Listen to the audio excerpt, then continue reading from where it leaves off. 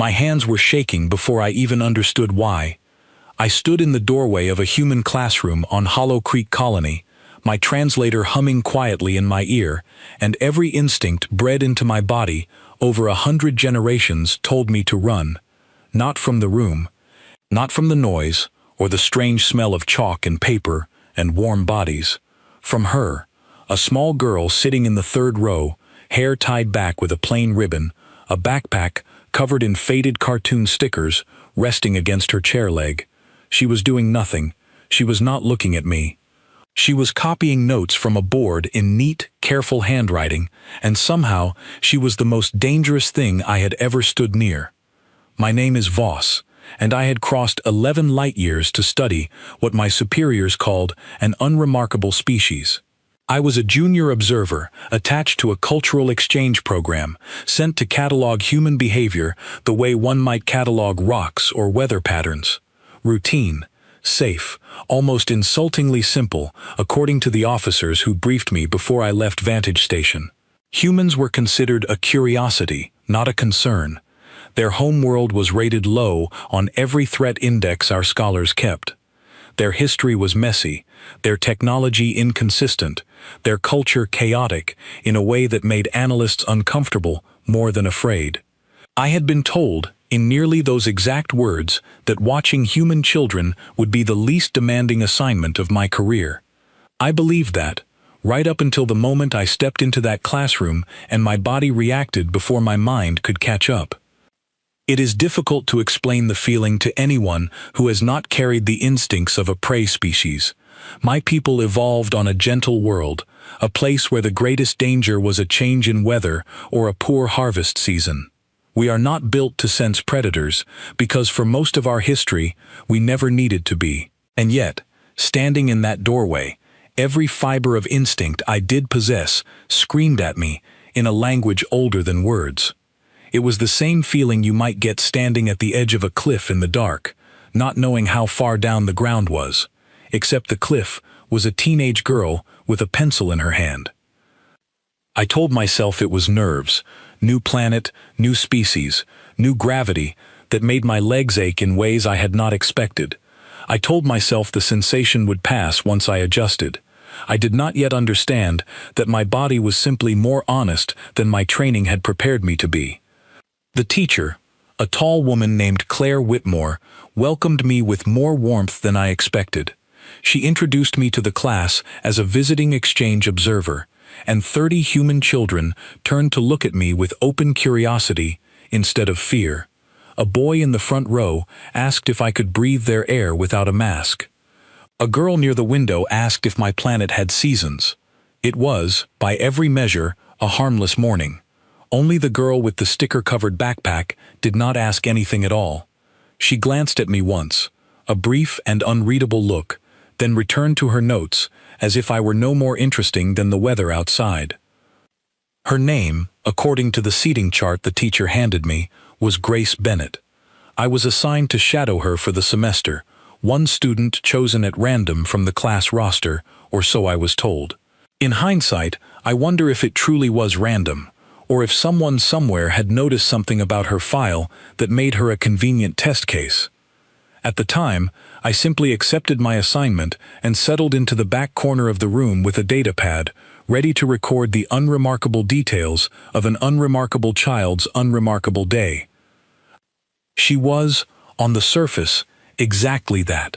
She raised her hand twice during the lesson, gave correct but modest answers, and spent her lunch break sitting with 2 other girls near a courtyard tree, laughing at something on a handheld screen. She walked with a slight limp I later learned came from a fall during what she casually called a hiking trip, the kind of injury she mentioned the way someone might mention stubbing a toe. She complained, gently, about a mathematics assignment. She shared half her lunch with a smaller boy who had forgotten his own. Every single thing she did was ordinary, and yet the wrongness I had felt in the doorway never fully left me. It sat quietly at the base of my spine all day, a low and persistent hum, the way you might feel the presence of a fire in another room even with the door closed. I tried to rationalize it using everything I had learned in my training. Perhaps it was simple culture shock, the disorientation of encountering an unfamiliar species for the first time. Perhaps human body language carried signals my instincts misread as threatening when they were not. Perhaps it was nothing more than the strange gravity of this planet putting my senses on edge. I wrote all of these explanations into my daily log, each one more reasonable than the last, and none of them quiet enough to fully convince me. It was not until the walk between classes that I noticed the first detail that did not fit the file in front of me. Grace Bennett moved differently than the other children around her. It was subtle, so subtle that I almost missed it entirely, but once I saw it, I could not unsee it. While her classmates walked with the loose, distracted rhythm of youth, glancing at screens, bumping shoulders, laughing without watching where their feet landed, Grace moved with a quiet, constant awareness. Her eyes tracked exits. Her weight stayed balanced, never fully committed to one side, the way a person stands when part of them is always ready to move quickly. She noticed a loose floor tile near the science wing before anyone else stepped near it, and adjusted her path around it, without breaking stride, without even seeming to think about it. At the time, I told myself it was coincidence. Children are observant in small, strange ways. But my notes that afternoon carried a phrase I would return to many times in the following weeks. I wrote, in my careful clinical handwriting, that the subject displays situational awareness inconsistent with a low-threat environment. I did not yet understand what that sentence would come to mean. During the afternoon science period, the class was assigned a simple group exercise, identifying local plant samples collected from the colony's surrounding hills. Most students handled the specimens the way you would expect curious young minds to handle anything new, poking at leaves, sniffing unfamiliar scents, passing samples between hands with careless enthusiasm. Grace examined each sample with a brief, practiced glance before setting it aside or handling it further. When one boy reached toward a innocent-looking cluster of red berries included in the sample tray, she caught his wrist without looking up from her own notes and said only, "Not those," in a voice so calm and automatic it barely registered as a warning at all. The boy pulled his hand back, unbothered, clearly used to this kind of casual correction. The teacher, walking past at that exact moment, nodded approvingly and moved on without comment, as if a 14-year-old correctly identifying a dangerous plant before an adult even noticed the risk was the most normal thing in the world. I sat very still after that, watching the tray of berries with new eyes. By the time the final bell rang, I had filled several pages of notes, each entry more unsettling than the last, though none of them described anything overtly dramatic. That was, perhaps, the strangest part. Nothing violent had happened, nothing dangerous had occurred, and yet I left that classroom feeling as though I had spent the day standing quietly beside something far larger and far older than its small frame suggested, something that had simply chosen, for reasons I did not understand, to remain still. I returned to my temporary quarters near the colony's administrative building and reviewed the official file on Grace Bennett that had been provided before my arrival. It was thin, almost aggressively ordinary. Born on Hollow Creek Colony. Average academic performance. No disciplinary record. Family listed as father, mother, and one younger sibling. Under a section labeled Notable Characteristics, the file listed nothing at all. A blank space where I somehow expected there to be something written, even if I could not have said what. I sat with that blank space for a long time that evening, turning it over in my mind the way you might turn over a stone, looking for what lives underneath. My training had told me humans were unremarkable. My instincts, older and less easily argued with, told me something entirely different. I did not yet have proof. I did not yet have a single incident to point to, nothing I could bring to my superiors without sounding as though I had let the strangeness of a new world get the better of my professional judgment. But I remember writing one final line in my log before I went to sleep that night, a line I would later be asked to explain in front of an entire review council, though at the time it was nothing more than an honest and uneasy thought. I wrote that, whatever Grace Bennett was, the galaxy's records had gotten her badly, dangerously wrong. I did not know yet how right I was, or how quickly I would be forced to find out. The days that followed did little to settle my unease. If anything, they deepened it in small, cumulative ways, the kind of evidence that builds slowly until it becomes impossible to ignore. I watched Grace during recess, during lunch, during the quiet transitions between classes when most children let their guard down entirely. She never quite did. Even laughing with her friends, even distracted by a joke or a shared photograph on someone's screen, some small part of her remained switched on, alert, ready. It was not paranoia, it was not fear. It looked, if anything, like habit, the kind of deeply worn habit that no longer required conscious thought. I asked the teacher, carefully, whether this behavior was common among the students. Claire Whitmore considered the question for a moment, then smiled in a way I did not fully understand at the time, and said that colony children grew up fast, that the wilderness surrounding Hollow Creek was not particularly forgiving, and that most families started teaching basic safety skills almost as soon as their children could walk. She said it the way someone might mention that the local weather tended toward rain in autumn. A simple fact of life, not a warning, not a source of pride, just a fact. I remember asking her, perhaps too directly, whether she considered her students to be in danger on a regular basis. She laughed, not unkindly, and said that danger was simply part of living here, the same as it had been for every generation before them. Then she returned to grading papers, and I stood there holding a datapad full of notes I did not yet know how to interpret, watching Grace Bennett across the courtyard as she helped a smaller child retie a loose shoelace with the same quiet, practiced calm she brought to everything else. I did not know it then, but I would not have to wait long for an answer to the question that had been building in me since that very first morning. The wrongness I had sensed in the doorway was not a misunderstanding, and it was not a trick of unfamiliar instincts adjusting to a new world. It was something real, something patient, something waiting quietly beneath the surface of an ordinary schoolgirl's ordinary day. And on the fourth day of my assignment, it would step forward, and I would finally understand exactly what I had been standing next to all along. The alarm came without warning. A single sharp tone that cut through the mid-morning lesson and sent every head in the room snapping upward at once. I did not understand the sound at first. My translator offered no immediate context, and for one confused second I simply watched the human children around me for a cue, the way a stranger watches a crowd to learn how to react. What I saw was not panic. It was something closer to recognition, a kind of grim familiarity, as if this sound had been heard before and prepared for many times. Then the wall exploded inward. I did not have words for what followed in that first instant, only sensation.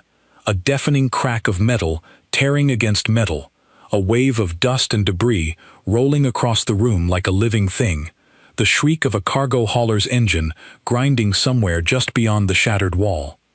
The colony's supply drop, scheduled for that morning and routed too close to the school by some failure in the automated flight path, had clipped the building's outer structure and come apart against it. Twisted plating and broken support beams crashed into the far corner of the classroom, directly where two younger students had been sitting only moments before. My body did what prey bodies do when the world turns violent without warning. I froze. Every calculation I had ever learned collapsed into a single useless loop. Distance to the door, likelihood of further collapse, statistical odds of survival if I simply did not move. I remember thinking, with a strange and horrible clarity, that this was how it would end, in a classroom on an unremarkable planet, killed by falling wreckage, while my mind spun uselessly through probabilities instead of action. Grace Bennett did not freeze. I saw her move before I fully understood what I was seeing, a blur of motion low and fast across the collapsing floor, weaving between falling debris with an instinct that looked less like human reflex and more like something inherited, something practiced across countless generations until it no longer needed thought to activate. She reached the two trapped children in what felt like less than a heartbeat, a boy named Noah and a smaller girl named Mia, both pinned beneath a section of buckled wall, paneling too heavy for any child to lift. She lifted it anyway.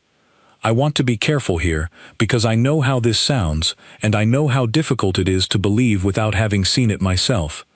I do not have a simple explanation for the physics of what I witnessed. The section of wreckage she raised was, by any reasonable estimate, several times heavier than her own body weight.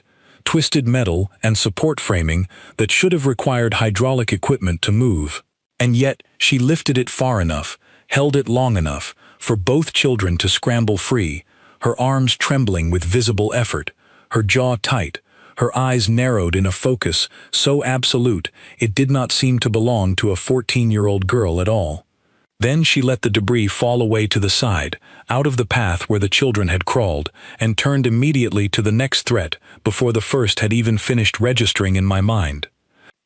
A power conduit along the ruptured wall had torn loose in the collision, and it was arcing wildly, spitting bright, violent sparks across the wreckage in a wide and unpredictable pattern.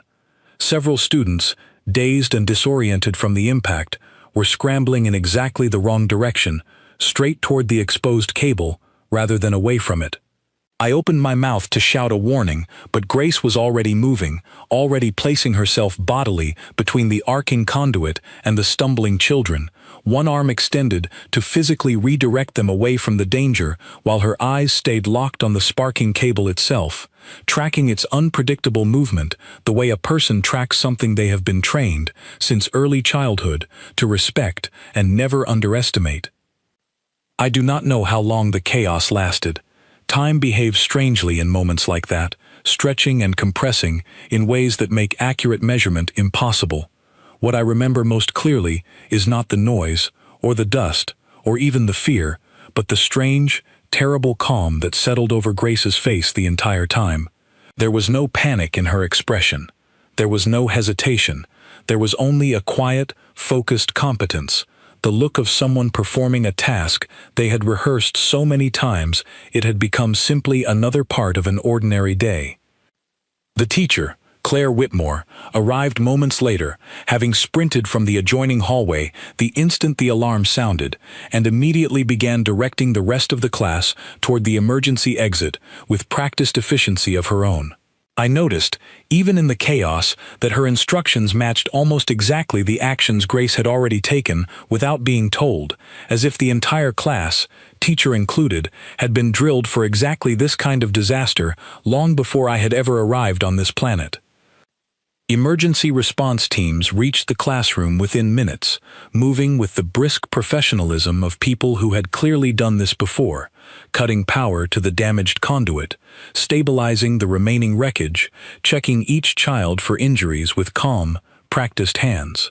I stood near the shattered wall throughout the entire process, still trying to process what I had witnessed, while around me, the colony's adults treated the event with a kind of weary, familiar resignation rather than shock. One paramedic, checking a small scrape on Noah's arm, told him cheerfully that he had gotten off easy this time, and the boy laughed, actually laughed, as if the comment were an ordinary joke rather than a description of a moment I still could not fully believe had happened. Through all of it, Grace Bennett sat quietly on an overturned desk near the broken wall, allowing a paramedic to check a small cut along her forearm, answering questions about the incident in short, matter-of-fact sentences. When the paramedic finished bandaging her arm and asked if she was all right, she nodded and said she was fine, her voice carrying the same flat, unremarkable tone I had heard from her all week. Then she picked up her backpack, the same one covered in faded cartoon stickers, checked that her books had survived the chaos undamaged, and asked, with what seemed like genuine concern, whether Noah and Mia were okay. I could not speak for several minutes. I simply stood there, surrounded by the wreckage of a classroom wall, watching a girl who moments earlier had lifted debris no child should have been able to lift, who had stood calmly beside a live and dangerous power line to protect strangers half her size, now quietly asking about someone else's well-being, as if her own actions had been nothing worth mentioning. When the administrators finally allowed classes to resume in a temporary building across the courtyard, life on Hollow Creek Colony seemed to simply continue, students filing into their new classroom with the same tired, mildly inconvenienced expressions you might see after any disruption to a normal school day. Nobody treated the collapse as an extraordinary event. Nobody treated Grace's actions as extraordinary either. A few of her classmates thanked her briefly, the way you might thank someone for holding open a door, and then the conversation moved on to whatever assignment had been interrupted by the crash. I filed my incident report that evening with hands that would not quite stop trembling, though not from fear of the collapse itself. What unsettled me was not the danger, it was the response to it.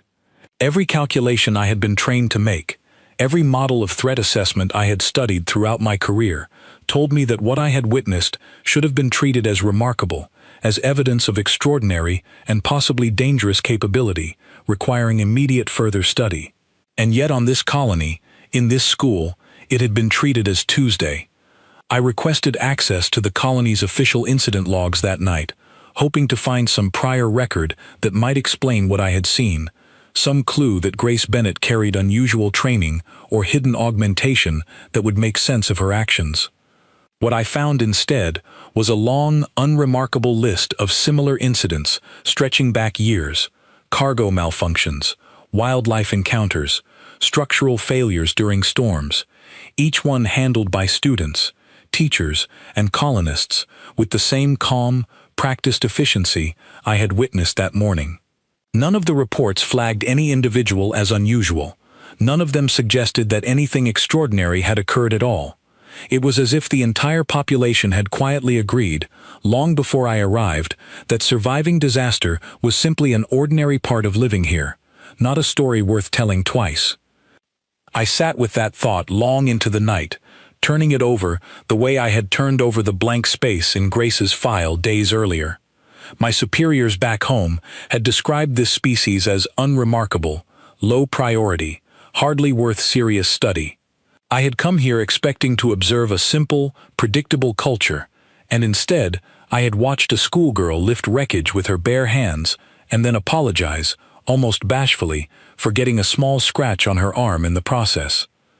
Something about the official record of this species was wrong, not exaggerated. Not mistaken in the way records are sometimes mistaken through simple error or outdated information. Wrong in a deeper, more deliberate-seeming way, as if the true scale of what humans were capable of had simply never been properly measured, because nobody on this world thought their own resilience was worth reporting. I did not sleep well that night. Every time I closed my eyes I saw the same image: a small girl, with a backpack full of cartoon stickers, standing calm and unafraid beside a live and sparking power line, holding a piece of wreckage no child should have been able to move, treating the entire event as nothing more than another ordinary morning. I understood, lying awake in my quarters with the colony's twin moons rising outside my window, that I had come to this planet believing I would be studying something simple. I now understood, with a growing sense of unease I could not quite name, that I had instead stumbled onto something the rest of the galaxy had badly, dangerously underestimated. And I was only beginning to understand how deep that underestimation truly went. I could not let the matter rest, and against every rule of procedure my program had given me, I found myself standing outside a modest house on the eastern edge of the colony, 3 days later, having followed Grace Bennett home under the thin excuse of completing a cultural observation report. I told myself this was simply thorough research. I knew, even as I told myself that, it was something closer to obsession. The house was unremarkable from the outside, built from the same prefabricated colony materials as every other home along the street: a small garden of hardy vegetables growing along one wall, a battered bicycle leaning against the porch railing. It looked exactly like the kind of home I would have expected on a species file marked low priority. Nothing about its appearance suggested that inside lived a girl capable of lifting wreckage with her bare hands. I had intended only to observe from a discreet distance, but I had badly underestimated human awareness. Or perhaps I should say, I had badly underestimated this particular family's awareness. Because before I had gathered even a few minutes of quiet observation, the front door opened, and a broad-shouldered man stepped onto the porch, looking directly at the spot where I stood attempting, unsuccessfully, to remain unnoticed. He did not look alarmed. He did not look hostile. He simply looked amused, in the tired, patient way of someone who had clearly dealt with far stranger surprises than a nervous alien lurking near his garden fence. His name, I would soon learn, was Daniel Bennett, Grace's father, and rather than demanding an explanation or calling for colony security, he invited me inside for dinner with the casual ease of a man inviting a neighbor over to borrow a tool. I tried to explain, somewhat frantically, that I meant no intrusion, that I had only meant to observe from a respectful distance as part of an approved cultural study. He simply laughed, a warm, easy sound, and said that any creature standing awkwardly outside his house for 20 minutes clearly wanted to be invited in, whether it admitted it or not. I do not know what I expected from the inside of the house. Perhaps some visible evidence of the extraordinary capability I had witnessed in the classroom, hidden training equipment, unusual technology, some clue that would explain what I had seen. Instead, I found an ordinary living space, cluttered with the small, comfortable disorder of a family that had lived there many years. A younger boy, introduced to me as Grace's brother Ethan, sat on the floor building something out of interlocking plastic pieces, while a small dog slept curled against his leg. Grace's mother, Claire Bennett, was setting the table when I arrived, and she greeted me with the same unbothered warmth as her husband, as if hosting an alien for dinner was simply another small variation in an otherwise ordinary evening. Grace herself was in the kitchen when I entered, stirring something on the stove, and she looked up at me with an expression that was not quite surprise, more a kind of resigned recognition, as if she had noticed me trailing her for the last several days and simply chosen not to mention it. She said only that dinner was almost ready, and asked if I ate the same foods as humans or if she needed to prepare something separately. I found myself, absurdly, explaining my species' dietary requirements to a 14-year-old girl who, 3 days earlier, had lifted a section of collapsed wall with her bare hands. The meal itself was simple, some kind of hearty vegetable stew served with dense bread, and the conversation around the table was, for the first several minutes, exactly the kind of ordinary domestic exchange I might have observed on any world. Ethan complained about a homework assignment.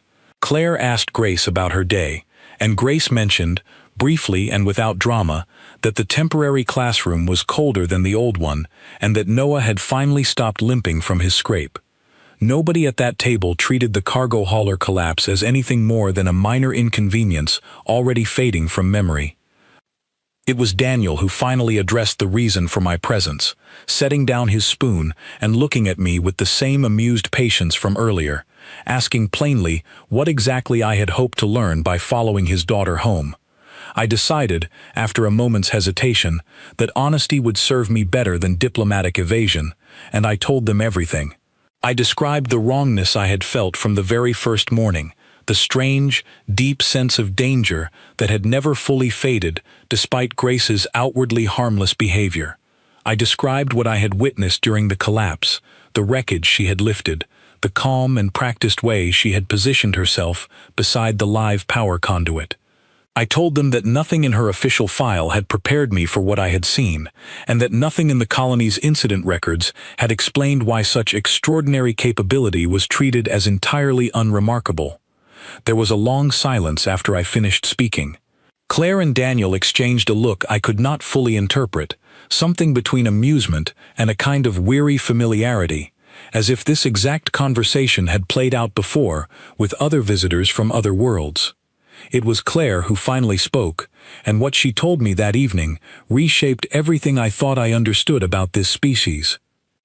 She explained, in the calm, unhurried tone of someone recounting simple family history, that Hollow Creek Colony had been settled 3 generations ago by descendants of colonists from a homeworld classified, in official galactic records, as low priority and unremarkable.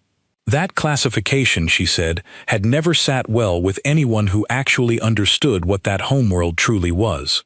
Earth, she explained, had never been catalogued as a Deathworld by any serious galactic survey, not because it failed to meet the criteria, but because no survey team had ever stayed long enough or looked closely enough to properly measure it.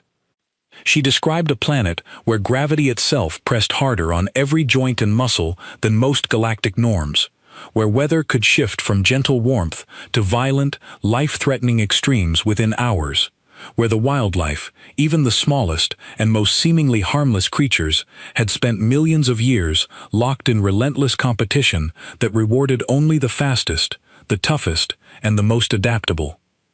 She described a history layered with disease, famine, conflict, and disaster, each generation forced to survive circumstances that would have ended most species entirely, and each surviving generation passing down, whether through instinct, culture, or simple hard-learned habit, the tools needed to endure whatever came next. Daniel added, quietly, that Hollow Creek itself had not been chosen as a colony site because it was safe. It had been chosen because the surrounding wilderness offered resources the colony needed, resources worth the risk of settling territory that, by any reasonable galactic standard, should have been rated far too dangerous for permanent habitation. The local wildlife included predators capable of tracking prey across kilometers of dense terrain, storms strong enough to level unprepared structures, and terrain riddled with natural hazards that required constant vigilance to navigate safely. He said this the way another parent might describe a slightly inconvenient commute, a simple fact of daily life, rather than a source of fear. I asked, carefully, whether Grace's actions during the collapse had been the result of some special training, some unusual skill that set her apart from other children her age. Claire shook her head and told me, gently, that Grace was not unusual at all among her peers. Every child on Hollow Creek Colony received the same basic education in wilderness survival, hazard recognition, emergency response, and physical endurance, beginning almost as soon as they could walk. It was not treated as advanced or specialized training. It was treated the way other cultures might treat basic literacy, a fundamental skill every child was expected to master simply to navigate ordinary daily life. I sat with that information for a long moment, feeling something shift uncomfortably inside my understanding of the world. I had assumed, without ever fully examining the assumption, that what I witnessed in the classroom represented some rare and exceptional capability, a single extraordinary individual standing apart from an otherwise unremarkable species. What Claire and Daniel were telling me was something far more unsettling. Grace was not exceptional. Grace was average.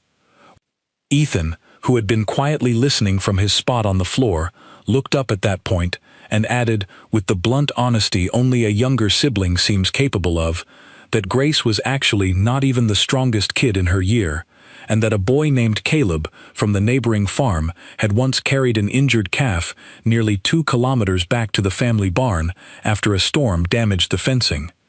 He said this proudly, as though sharing an impressive but entirely ordinary fact about his community, the way a child on another world might boast about a classmate's high test score. I asked, perhaps too bluntly, whether the family understood how this information might be received by the wider galactic community, whether they understood that most catalogued species would consider what they had just described to be evidence of a serious, possibly dangerous threat classification, rather than simple everyday resilience. Daniel considered the question for a long moment before answering, and when he did, his tone carried none of the earlier amusement, only a quiet, careful honesty. He said that humans had learned, across many painful generations, that the galaxy tended to fear what it did not understand, and that it was often safer, and certainly simpler, to let outsiders believe humanity was unremarkable, rather than invite the kind of scrutiny, suspicion, or interference that came with being properly understood. He said this without bitterness, almost gently, as though explaining a hard-learned lesson rather than voicing a grievance. Claire added that most humans did not think of their own resilience as something extraordinary at all. It was simply how they had been raised, how their parents had been raised before them, stretching back through generations that had faced far harder circumstances than anything Hollow Creek Colony demanded of its children today. What I had witnessed as remarkable, they experienced as ordinary, the same way a fish might never think to comment on water. I left the Bennett household late that evening, my mind churning with everything I had learned, and Grace walked me partway to the edge of their property, the small dog trotting along beside her. She was quiet for most of the walk, and when she finally spoke, her question caught me entirely off guard. She asked whether I had been frightened of her, back in that first classroom, before any of this had happened. I admitted, honestly, that I had been, though I had not understood why until now. She nodded slowly, as though this answer confirmed something she had already suspected, and told me that she had noticed my reaction from the very first day, the way I had held myself carefully apart from her, the tension in my posture whenever she moved. She said she was used to it, that visitors from other worlds often reacted the same way once they understood, even a little, what Hollow Creek's children were actually capable of. She did not seem offended by this. She seemed, if anything, mildly resigned, the way someone might feel about a minor and unavoidable inconvenience of being who she was. Before I left, she said one more thing that stayed with me long after I returned to my quarters that night. She said that her people did not think of themselves as dangerous. They thought of themselves as prepared. There was a difference, she said, though she admitted most outsiders struggled to see it until they had witnessed, firsthand, exactly what that preparation looked like when circumstances demanded it. I walked back toward the colony's administrative district under twin moons, turning her words over and over in my mind. Everything I had believed about this species before arriving on Hollow Creek Colony now felt fragile, incomplete, dangerously outdated. The galaxy's official records described humanity as unremarkable, low priority, hardly worth serious study. I had now sat at the dinner table of a family that considered lifting collapsed wreckage and standing calmly beside live power conduits to be nothing more than an ordinary Tuesday. I did not yet fully understand the scale of what I was beginning to uncover. I only understood, with a growing and uncomfortable certainty, that the true story of this species had never been properly told, and that I had somehow stumbled into a position to tell it, whether the galaxy was ready to hear it or not. What I did not yet know was that the family dinner had only shown me the surface. The following days would take me somewhere far more revealing, into the very heart of how these children were trained to survive a world the galaxy had never bothered to understand, and what I would witness there would leave me questioning everything I thought I knew about strength, danger, and the quiet resilience hiding behind an ordinary schoolgirl's face. I requested formal permission to observe Hollow Creek's wilderness education program, and to my surprise, the request was approved almost immediately, with none of the caution or hesitation I had expected from a colony that seemed otherwise so careful about outsiders learning too much. Claire Whitmore, when I asked her about it, simply shrugged and said there was nothing secret about how they raised their children to survive. It was, she said, simply practical education, no different in principle from teaching mathematics or reading, only far more likely to save a life. The program took place 2 days later, a full-day field exercise held in the wilderness bordering the colony's eastern perimeter, an area of dense, uneven terrain that the colony maps labeled, with typical understatement, as moderate risk zone. Grace's entire year group participated, roughly 30 students ranging in age from 12 to 14, accompanied by 2 adult instructors and, to my considerable unease, remarkably little additional equipment beyond basic packs and a small medical kit carried by the lead instructor. I had expected, based on my own species' educational standards, something closer to a supervised nature walk, careful and heavily controlled, conducted at a comfortable distance from any genuine hazard. What I found instead was something closer to what my training manuals would have classified as advanced survival instruction for adult military personnel, delivered instead to children who had not yet reached what my own culture would consider even the earliest stages of physical maturity. The morning began with what the instructor called a hazard walk, a slow procession through the terrain during which students were expected to identify and call out potential dangers before the group encountered them.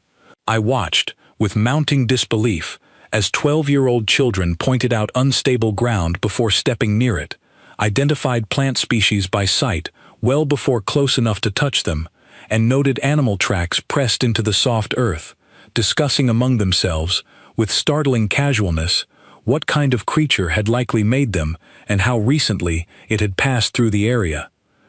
Grace walked near the front of the group for most of the morning, and I noticed again the same quiet, constant awareness I had observed during our first days together, though here, surrounded by wilderness rather than classroom walls, it seemed far more at home, far more natural, as though the alertness that had felt strange and unsettling in a school hallway belonged, in this environment, exactly where it should.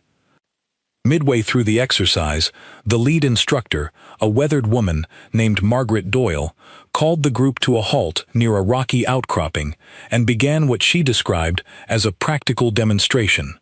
She produced from her pack a length of rope, several strips of cloth, and a set of small tools, and proceeded to walk the students through improvised techniques for stabilizing a serious injury far from medical assistance, techniques that, in my own culture, would have been reserved for trained emergency responders rather than school children on what was officially classified as a routine educational outing. I asked Margaret quietly why such advanced material was taught to children so young. She looked at me with an expression that mixed patience with something almost like sadness, and told me that Hollow Creek's terrain did not wait for children to grow older before presenting them with situations that demanded these skills.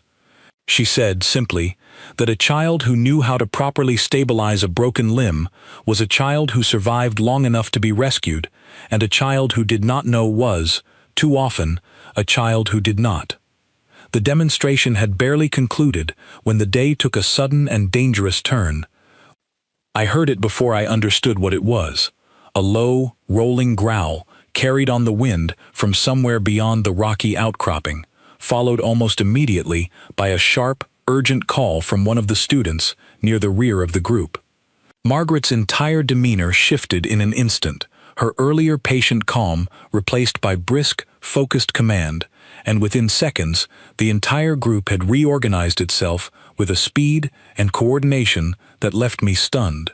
Students moved into a tight formation without needing to be told twice, the smallest children guided quietly toward the center of the group, the older students positioning themselves along the outer edges, several of them retrieving long walking staves from their packs and holding them with a grip that suggested this was not the first time such an object had been used for more than simple hiking support.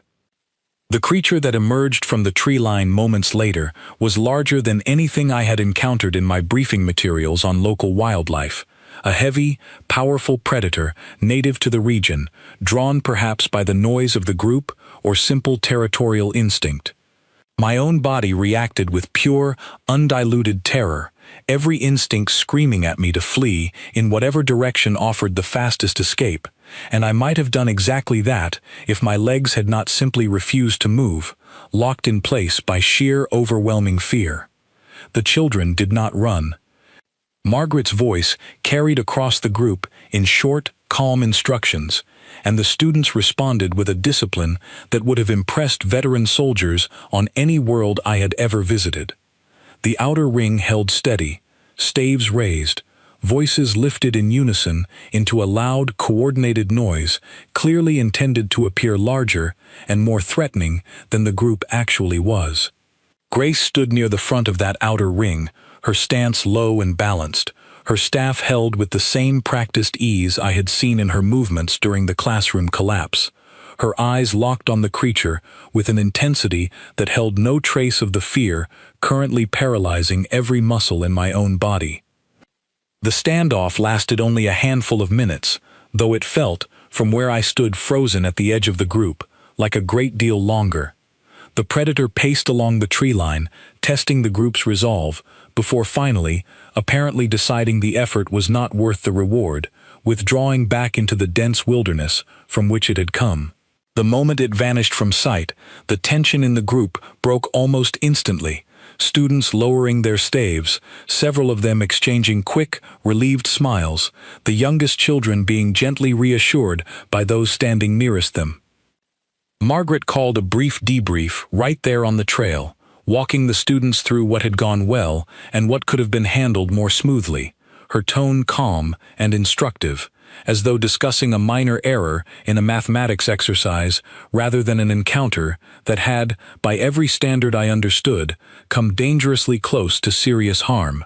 Grace, when asked by Margaret to describe what she had noticed during the encounter, answered with the same flat, practical tone she brought to everything else, noting the direction of the wind, the creature's body language, and the moment she had judged the group's display of unified strength to be working in their favor. I did not speak for a long while after the exercise resumed. I simply walked near the back of the group, my mind struggling to process what I had just witnessed. These were children. By every measure my own species used to define maturity and capability, they were children, barely past the earliest years of adolescence, and yet they had just faced down a genuine predatory threat with the calm, coordinated discipline of trained professionals, treating the entire event, within minutes of its conclusion, as little more than a valuable teaching moment. Later that afternoon, as the group made its way back toward the colony, I found myself walking beside Grace for a stretch of the trail, and I asked her, honestly, whether she had been afraid during the encounter. She considered the question seriously, the way she seemed to consider most things, and told me that fear was not really the right word for what she felt in moments like that. She said it was closer to focus, a kind of narrowing of attention that pushed everything unnecessary out of the way so that only the important things remained. She said her grandmother had once described it to her as the difference between fear that controls you and fear that simply informs you, and that Hollow Creek's children were taught, from a very young age, how to keep fear in the second category rather than the first. I asked her whether every child on this world learned to feel that way, or whether it was something rare, something exceptional that set certain individuals apart from their peers. She looked at me for a long moment, and there was something almost gentle in her expression when she answered, as though she understood exactly how difficult the truth would be for me to accept. She said that it was not rare at all. It was simply what happened when an entire species spent its whole history being tested by a world that never once agreed to make things easy.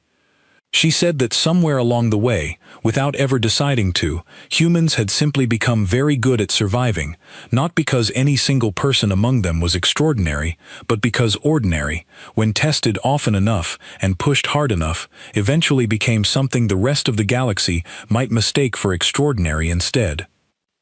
I thought about that answer for the remainder of the walk back to the colony, and long after, sitting alone in my quarters that evening, staring at pages of notes that no longer felt like they described a low-priority, unremarkable species at all. Everything I had witnessed across these past days, the calm competence during the classroom collapse, the quiet family dinner where extraordinary strength was discussed with the same casual tone as weather patterns, the disciplined, coordinated defense against a genuine predatory threat, all of it pointed toward a single, uncomfortable conclusion I could no longer avoid. The galaxy's official records had not simply underestimated this species. They had failed to understand it entirely, mistaking quiet resilience for weakness, mistaking modest self-description for accurate assessment, mistaking the absence of loud declaration for the absence of genuine capability. Somewhere between the first survey teams who had briefly visited this world's homeworld many generations ago and the file I had been handed before my arrival here, an entire species had simply gone unmeasured, its true nature hidden behind its own quiet, practical humility. I understood, sitting in my quarters that night with the twin moons rising once again outside my window, that I could no longer simply continue filing routine observation reports. what I had witnessed demanded to be understood properly, documented accurately, and communicated clearly to the people who had sent me here, believing they already knew everything worth knowing about this species. I did not yet know how difficult that task would prove to be, or how much resistance I would face from a command structure that had built an entire framework of assumptions around the idea that humanity posed no meaningful threat or interest worth serious study. I only knew, closing my notes for the evening, that the report I would eventually have to write was going to change far more than a single entry in a distant galactic database. It was going to change how an entire sector understood the quiet, unassuming children of Hollow Creek Colony and the Deathworld that had shaped them into something the galaxy had never bothered to properly see. I submitted my full report to Vantage Station 11 days after the wilderness encounter, and I was summoned aboard within the week to present my findings directly to the Sector Review Council, a formality I had not expected for what should have been a routine cultural observation update. I understood, the moment the summons arrived, that someone above my rank had already read enough of my report to find it deeply uncomfortable. The council chamber aboard Vantage Station was a wide, circular room lined with viewing screens showing star charts and species classification data, and I stood at its center, feeling smaller than I had felt even in that first classroom doorway on Hollow Creek. Director Kessa Rowe presided over the session, a senior official whose long career had been built, in part, on the very classification framework my report now threatened to overturn. Beside her sat Counselor Bren Tallis, whose expression throughout my presentation shifted slowly from polite boredom into something closer to genuine alarm. I began, as instructed, with a summary of the colony's official records, the classroom collapse, the calm and disciplined family conversation about a homeworld the galaxy had never bothered to properly survey, the wilderness exercise that had ended with children calmly facing down a genuine predatory threat. I presented each piece of evidence carefully, methodically, exactly as my training had taught me, and I watched the chamber grow quieter with each new detail, the earlier polite boredom replaced gradually by a tense, uncomfortable silence. Director Kessa interrupted partway through my presentation, her tone carrying the particular sharpness of someone whose long-held assumptions were being challenged for the first time in years.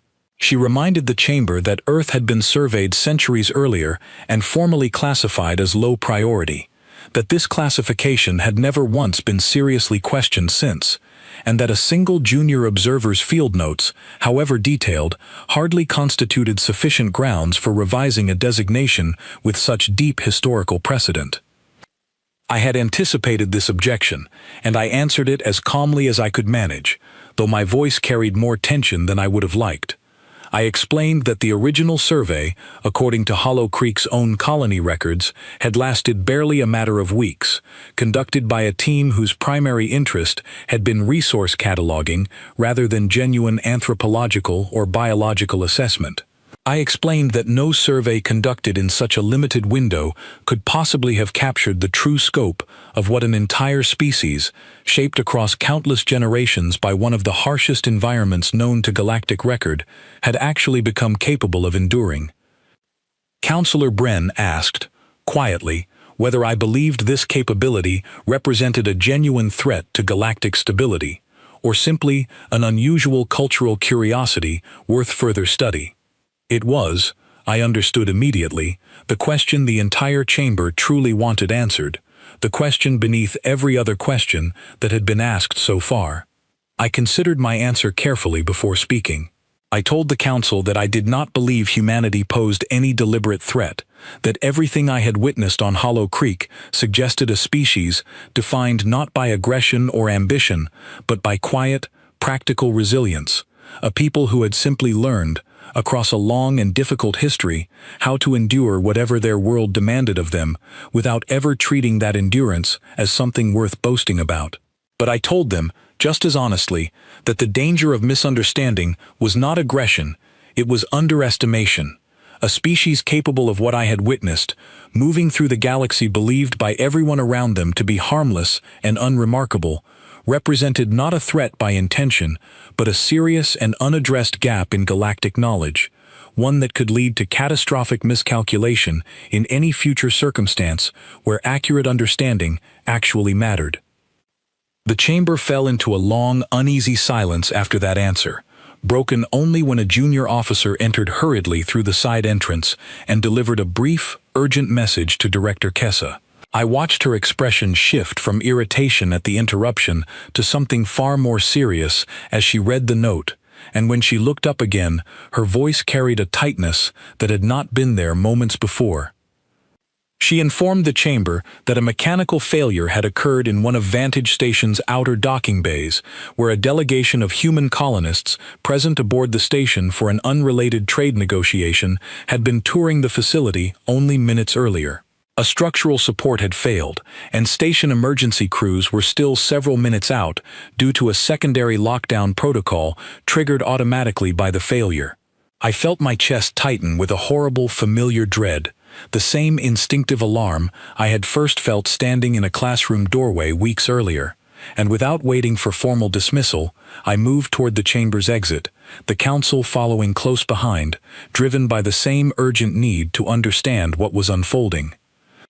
We reached the observation gallery overlooking the docking bay just in time to witness a scene I would later describe, in my final report, as the moment the entire council finally understood exactly what I had been trying to tell them. The human delegation, 7 colonists in total, had not waited for station emergency crews to arrive. I recognized, with a jolt of surprised recognition, one of the colonists among them, an older woman who I would later learn was Hollow Creek's own agricultural liaison, present aboard the station as part of the trade negotiation, a woman with no formal emergency training listed anywhere in her official file. She and the other colonists had already organized themselves along the damaged support structure, using salvaged panel sections and cargo webbing to reinforce the failing area, working with a calm, coordinated efficiency that mirrored, almost exactly, the disciplined response I had witnessed from Grace and her classmates during the wilderness encounter weeks earlier.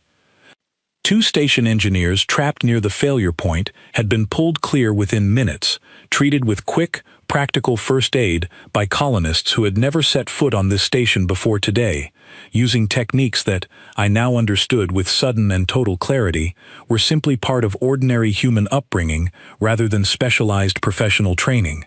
By the time station emergency crews finally arrived, the situation had already been almost entirely stabilized, the immediate danger contained not through official protocol, but through the same quiet, practical resilience I had spent the last several weeks trying, and largely failing, to properly explain to a skeptical council. Director Kessa stood beside me at the gallery window throughout the entire scene, and I watched her expression change slowly from disbelief into something closer to genuine unease. When she finally spoke, her voice had lost all the earlier sharpness from the council chamber, replaced instead by a quiet, careful thoughtfulness. She asked me, watching the colonists below calmly assisting station medical staff as though the entire incident had been little more than a minor inconvenience, whether this was truly representative of ordinary human behavior, or whether we had simply witnessed another rare exception, another unusually capable individual standing apart from an otherwise unremarkable species. I told her, as gently as I could manage, that this was precisely the question I had been trying to answer throughout my entire report, and that the true answer, based on everything I had personally witnessed across my time on Hollow Creek Colony, was that there were no exceptions. There was only a species that had never properly been measured, hiding an extraordinary baseline behind an entirely ordinary self-description. The council reconvened later that same day, though the atmosphere in the chamber had shifted entirely from the earlier session. Councillor Bren, who had asked the pointed question about genuine threat earlier that morning, opened the renewed discussion by acknowledging, plainly, that what the chamber had just witnessed in the docking bay left little room for the earlier skepticism to survive intact. Director Kessa, to her credit, did not attempt to defend the outdated classification any further. Instead, she requested, formally, that my full report be entered into the permanent sector record, along with a recommendation for a comprehensive reassessment of humanity's official designation across every relevant galactic database. I remained aboard Vantage Station for several more days as the formal reassessment process began, providing additional testimony, answering an increasingly long list of questions from officials who had, until recently, considered humanity too unremarkable to warrant serious attention. I found myself, more than once, thinking back to that first morning in Grace Bennett's classroom, the overwhelming, unexplainable sense of danger I had felt standing near a quiet girl with a backpack covered in cartoon stickers, a feeling I had spent so long trying to rationalize away before finally understanding it had been correct all along. Before I departed Vantage Station to return to my own homeworld, I sent one final message back to Hollow Creek Colony, addressed to Grace and her family, thanking them for their patience with my constant questions and my clumsy, uncertain understanding of their world. Grace's reply arrived only a day later, brief and characteristically modest, saying only that she hoped my report had been useful and that she looked forward to hearing, someday, how the rest of the galaxy finally decided to see her people. I think about that message often, even now, long after my formal assignment on Hollow Creek Colony concluded. I think about the quiet, unassuming courage I witnessed in that classroom, in that family's modest dining room, on that wilderness trail facing down a genuine predator, and in the calm, practiced hands of colonists who had simply done, without hesitation, exactly what their entire species had spent generations learning to do.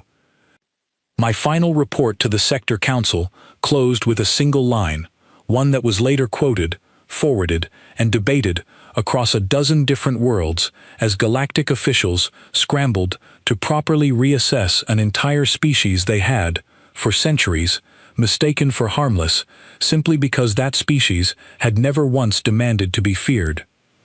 We did not send diplomats to meet humanity's monsters. We sent them to meet its children, and never noticed we had already lost the argument.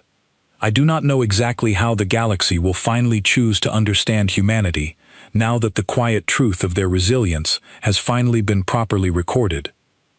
I only know that somewhere on a modest colony world, in a classroom rebuilt after a cargo hauler tore through its walls, a schoolgirl with a backpack full of faded cartoon stickers continues attending her ordinary classes, laughing with her friends, helping smaller children retie their shoelaces, entirely unaware, or perhaps simply unconcerned, that an entire sector of the galaxy has finally begun to understand exactly what has been quietly living inside her, and inside every child like her, all along.